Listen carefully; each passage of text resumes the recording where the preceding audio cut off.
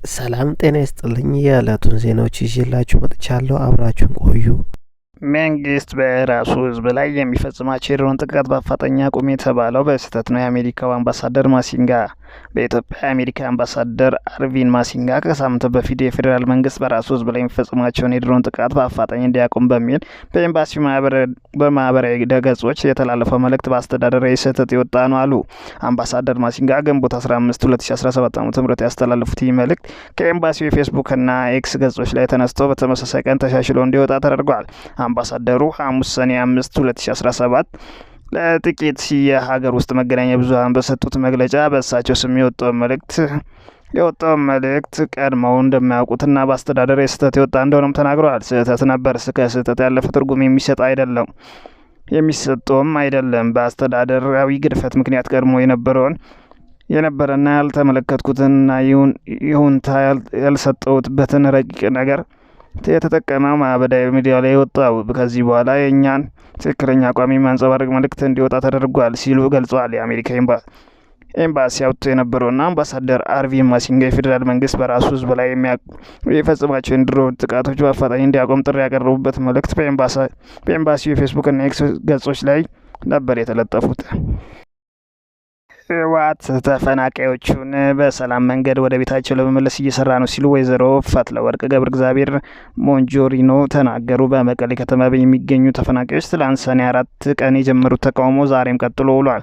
በዛሬው ዕለትም እንደ ትላንቱ ላለፉት 4 ዓመታት በመጠለያ ካምፕ ውስጥ በመቆየታቸው ለስቃይ ተዳርገናል የሚል ድምጻቸውን ያሰሙት ተፈናቃዮች ለአምስተኛው ክረምት በዚህ ማሳለፍ እንደማይገባቸው አሳስበዋል። በትላንት ዕለት የትግራይ ክልል ጊዜያዊ አስተዳደር ምክትል ፕሬዚዳንት አቶ ማኔላ ሰፋ እንዳነጋገሯቸው ተቃዋሚዎቹን ገልጸዋል። ይሁንና የክልሉ ጊዜያዊ ፕሬዝዳንት ሌተናል ጀነራል ታደሰ ወረደ በአካል ተገኝተው ለጥያቄያቸው መልስ እንደሚሰጧቸው ድረስ ይህንን ተቃውሞ እንደሚቀጥሉበት አስታውቀዋል። ይህም በእንዲህ እንዳለ የህወሓት የጽህፈት ቤት ኃላፊ የሆኑት ወይዘሮ ፈትለወርቅ ገብረ እግዚአብሔር ከእነዚህ ተፈናቃዮች መካከል የተወሰኑትን ጠርተው አነጋግረዋል። የክልሉ ሚዲያ በተገኙበት ባደረጉትም ንግግር ህወሓት ተፈናቃዮችን በሰላማዊ መንገድ ወደ ቤታቸው ለመመለስ እየሰራ ነው ያሉት ወይዘሮ ፈትለወርቅ ክረምት ከመግባቱ በፊት ተፈናቃዮቹ እንዲመለሱ ለማድረግ ጥረት እየተደረገ መሆኑንም ገልጸዋል። ይህ እቅድ ለማሳካት ህወሓት ከጊዜያዊ አስተዳደርና ከትግራይ ጸጥታ ኃይል ወይንም ቲዲኤፍ ጋር ስምምነት ላይ መድረሱንም ወይዘሮ ፈትለወርቅ አስረድተዋል። ከጥቂት ሳምንታት በፊት በሽሬ ከአሜሪካ አምባሳደር ጋር የተደረገው ውይይት የጠቀሱት ወይዘሮ ፈትለወርቅ ይህንን ተፈናቃዮችን ወደ ቤታቸው የመመለስ ጥረት አንዱ አካል መሆኑንም ገልጸው ተፈናቃዮችን መመለስ ብቻም ሳይሆን በወረራ የተያዙ የትግራይ መሬቶችን ለመመለስ እየተሰራ እንደሚገኝም አስታውቋል። ጨምረውም ከዚህ በፊት የሆነውን ለመድገም ሂደቱን በሰላማዊ መንገድ እናካሄዳለንም ብለዋል። የጅቡቲው ፕሬዝዳንት ኢስማኤል ኡመር ጌሌ ይህን አፍሪካ ከተሰኘ የፈረንሳይ መጽሔት ጋር ሰሞኑን ባደረጉት ቃለ ምልልስ በርካታ ጉዳዮች ተነስተውላቸው ምላሽ ሰጥተዋል። ከጥያቄዎቹ መካከል ኢትዮጵያን የሚመለከቱም ይገኙበታል። መጽሔቱ ባለፈው ዓመት ጠቅላይ ሚኒስትር አብይ አህመድ የባህር ወደብ እንደሚያስፈልጋቸው ከተናገሩ በኋላ ከጎረቤቷ ኢትዮጵያ ጋር ያላችሁ ግንኙነት ሻክሯል፣ ያ ውጥረት አሁን በምን ሁኔታ ላይ ይገኛል ሲል ጠይቋቸው ነበር። ፕሬዝዳንት ጌሌ ሲመልሱ በእኔና አብይ ይህን ፍላጎት በኃይል ለማሳካት እንደማይቻል ተረድቷል ብዬ አምናለሁ። ኢትዮጵያ የጎረቤቶች ያለውና ሳትጎዳ የአሰብን የጅቡቲን ወይንም የበርበራና የሞቃዲሾን ወደቦች ማግኘት ትችላለች። በዚህ ረገድ በቱርክ አማካኝነት የተደረገውን ሽምግልና ጥሩ ሚና የተጫወተ ይመስለኛል። እኛን በተመለከተ ጅቡቲ እንደ ክሪሚያ አለመሆኗን ለአዲስ አበባ በግልጽ አሳውቀናል ብለዋል። ይህን ተከትሎ መጽሔቱ እናንተ የታጃሩን ወደብ በጋራ ለማስተዳደር ለኢትዮጵያ ምክረ ሀሳብ አቅርባችሁ ነበር፣ ይህ ጉዳይስ ምን ደረሰ ሲል ጠይቋል። ፕሬዚዳንቱ ሲመልሱ ኢትዮጵያ ሌላ ምክረ ሀሳብ አስይዘው ተወካዮቻቸውንም እኛ ጋር ልከው የነበረ ቢሆንም አልተቀበልነውም። ይህ ምክረ ሀሳብ በኢትዮጵያ ድንበርና በታጁራ መካከል ኮሪደር መመስረት ነበር። እንዲሁም በዚህ ኮሪደር በኢትዮጵያ በኩል ባህር ኃይል ሰፈር የማቋቋም እቅድ የነበረበት ምክረ ሀሳብ ቢሆንም እኛ አልተስማማንበትም። ስለዚህ ጉዳይ አሁን አጀንዳውም ተዘግቷል ብለዋል። ወደ ውጪ ዜና እንገባለን። ኪም ጆንግ ኡን ፑቲንን ውድ ጓደኛ ሲሉ ጠርቷቸዋል። የሰሜን ኮሪያ መሪ የሩሲያ ቀን አስመልክተው በላኩት እንኳን አደረሰው መልእክት የሁለቱ ሀገራት ግንኙነት በደም የተገነባ ወዳጅነት ሲሉ አውድሰዋል። ሩሲያ ወንድም ሀገር እንደሆነች ያነሱት መሪው በተለመደውን የዲፒአር ከሩሲያ ግንኙነት የሩሲያ ሉዓላዊነትና ግዛት አንድነት ለመጠበቅ በተደረገው ፍትሐዊ ቅዱስ ጦርነት የሁለቱ ሀገራት ወታደሮች በከፈሉት ደም ይበልጥ ተጠናክሯል ብለዋል ኪንግ ጆንግ ኡን። እኔና የኮሪያ ዲሞክራሲ ሪፐብሊክ ህዝብ ሪፐብሊክ የማይናወጥ ድጋፋችን ለእርሶና ለሩሲያ ፌዴሬሽን እንሰጣለን ሲሉም ተናግረዋል ሲል ስፑትኒክ ዘግቧል። እስራኤል በኢራን የኒውክሌር ስፍራዎችና የጦር አዛዦቿ ላይ ያነጣጠረ ከፍተኛ ጥቃት መፈጸሟን የእስራኤል መከላከያ አስታውቋል። በዚህ ከባድ በተባለው ጥቃት የኢራን አብዮታዊ ዘብ ሆሴን ሳላሚ መገደላቸው የኢራን መገናኛ ብዙኃን ዘግበዋል። እስራኤል ኢላማ ያደረጉት ወታደራዊ ይዞታዎችን ነው ብትልም የኢራን መገናኛ ብዙኃኖች በበኩላቸው በቴህራን የመኖሪያ ቤቶችም ጥቃት እንደተፈጸመባቸውና ከተገደሉት መካከል ሲቪሊያንም ይገኝበታል ብለዋል። የእስራኤል ጠቅላይ ሚኒስትር ቤንያሚን ኔታንያሁ ሀገራቸው በኢራን የፈጸመችውን ጥቃት ኦፕሬሽን ራይዚንግ ላይን የሚያንሰራራ አንበሳ ዘመቻ ሲሉም የጠሩት አካል ነው ብለዋል። በተጨማሪም ኢራን በእስራኤል የህልውና ስጋት መሆኗንም ተናግረዋል። ኢራንም በምላሹ በቅርቡ አጸፋዊ የመልስ ማጥቃት ልታደርግ እንደምትችል የገለጸችው እስራኤል የአስቸኳይ ጊዜ አዋጅ አውጃለች። የኢራን መንግስታዊ ቴሌቪዥን እስራኤል በፈጸመችው ጥቃት ህጻናትን ጨምሮ ሰላማዊ ዜጎች መገደላቸውንም ዘግበዋል። በእስራኤል ጥቃት የተገደሉት እነማን ናቸው? ሆሴን ሳላሚ የኢራን አብዮታዊ ዘብ ኃላፊ ተገድለዋል። የአገሪቱ አቶሚክ ኢነርጂ ድርጅት ኃላፊ የነበሩት የኒውክሌር ሳይንቲስቱ ፍሬዶ አባሲ ተገድለዋል። ፍሬዶ አባሲ ለኢራን የኒውክሌር ማበልጸጊያና የአንበሳውን ድርሻ እንደተጫወቱ ይነገርላቸዋል። ሳይንቲስቱ ከዚህ ቀደም የአውሮፓውያን 2010 በቴህራን ጎዳና ላይ ከተቃጣባቸው የግድያ ሙከራ ተርፈው ነበር። የኒውክሌር ሳይንቲስቱ በቴህራን የሚገኙ የኢስላሚክ አዛድ ዩኒቨርሲቲ ፕሬዚዳንት መህዲ ቴህራንቺንም ተገድለዋል። አሜሪካ ተሳታፊ ነበረች ወይ?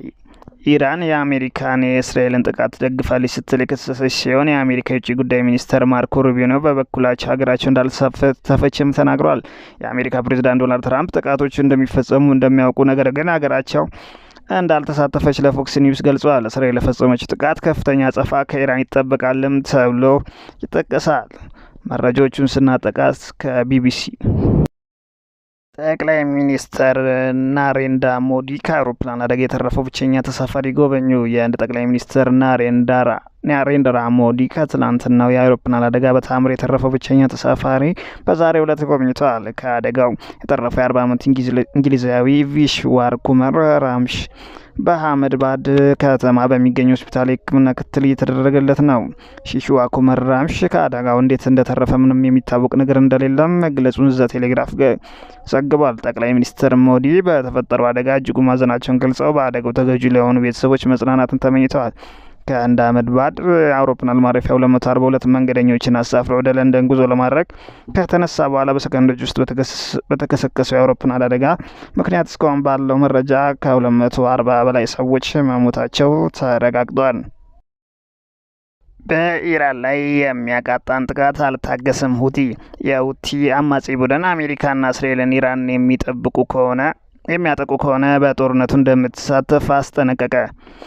ቡድኑ በወጣው ይፋዊ መግለጫ በቀጠናው አዲስ ዙር ግጭት መፈጠሩ አይቀርም ሲል አስታውቋል። በአሜሪካ ለሚጀመረው ጥቃት በከፍተኛ ዝግጁነት ላይ እንገኛለን ያለው ሁቲ በኢራን ላይ የሚያቃጣውን ጥቃት አንታገስም ሲል አስጠንቋል። በኢራን እስላማዊ ሪፐብሊክ ላይ የሚደረግ ጦርነት የእኛም ጦርነት ነው በማለትም አስታውቋል።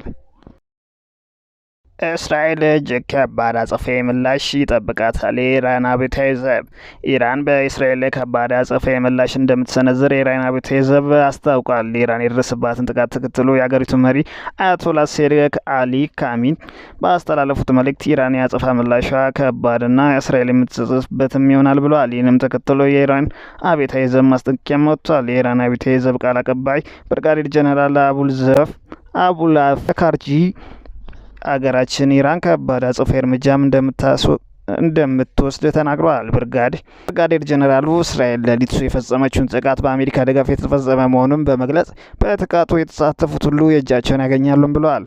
የእስራኤል ጦር በኢራን የተለያዩ አካባቢዎች የኒውክሌር ኢላማዎችን ጨምሮ ከ10 በላይ የሚሆኑ ወታደራዊ ተቋማትን መምታቱም ይፋ አድርጓል። ሁሉም ነገር ከመጥፋቱ በፊት ኢራን ስምምነት ማድረግ አለባት። በአንድ ወቅት የኢራን ኢምፓየር ነበር እንዳይባል ታድርግ ዶናልድ ትራምፕ። የአሜሪካው ፕሬዚዳንት ዶናልድ ትራምፕ እስራኤል በኢራን ላይ የፈጸመችውን ጥቃት አስመልክተው ትሩዝ ሶሻል በተሰኘ ማህበራዊ ሚዲያቸው መልእክት አስተላልፈዋል። ፕሬዚዳንቱ በመልእክታቸው ከዚህም የከፋ ነገር ሊኖር እንደሚችል አስጠንቅቀዋል። ኢራን ወደ ስምምነት እንድትመጣ በተደጋጋሚ እድል ሰጥቻታለሁ ያሉት ፕሬዚዳንት ትራምፕ ከሚያውቁት በእጅጉን መጥፎ የሆነ ነገር ሊያጋጥማቸው እንደሚችል ነግሬያቸዋለሁ ሲሉ ነው የገለጹት። አሜሪካ በዓለም ላይ ያሉ ዘመናዊ የሆኑ የጦር መሳሪያ በሙሉ ሰርታለች በማለት እስራኤል እነዚህን የጦር መሳሪያ በብዛት እንዳላት እንደዚሁም ተጨማሪ መሳሪያ ገና እንደምትጨምርና እንዴት መጠቀም እንዳለባቸው እንደሚያውቁም ነግሬያቸው ነበር ብለዋል። ፕሬዚዳንት ትራምፕ አክለውም ከዚህ የከፋ ነገር ሊፈጠር ይችላል ብለው በጻፉበት ጽሁፋቸው ብዙ ውድመትና ሞቶች አይተናል፣ ወደ ስምምነት ለመምጣት ግን አሁንም አልረፈደም ብለዋል። ዶናልድ ትራምፕ ከመርፈዱ በፊት የኢራን ግዛትን ለማዳን ኢራን ወደ ስምምነት በመምጣት ተጨማሪ ሞትና ውድመትን እንድታስቀር አሳስበዋል። ሁሉም ነገር ከመጥፋቱ በፊት ኢራን ስምምነት ማድረግ አለባት። በአንድ ወቅት የኢራን ኢምፓየር ነበር እንዳይባል ታደርግ ሲሉ ምክር አዘል ጽሁፋቸውን ያቀረቡት ፕሬዚዳንት ከዚህ ባለሞት ይብቃ ነበር ያሉት። ቀደም ብሎ ኢራንን ዛሬ በእስራኤል በተከፈተባት ጥቃት አሜሪካ እጁ አለበት ስትል ብትከሳትም አሜሪካ በበኩሏ በዚህ ጥቃት ውስጥ እንደሌለችበትም አስታውቃም ነበረ።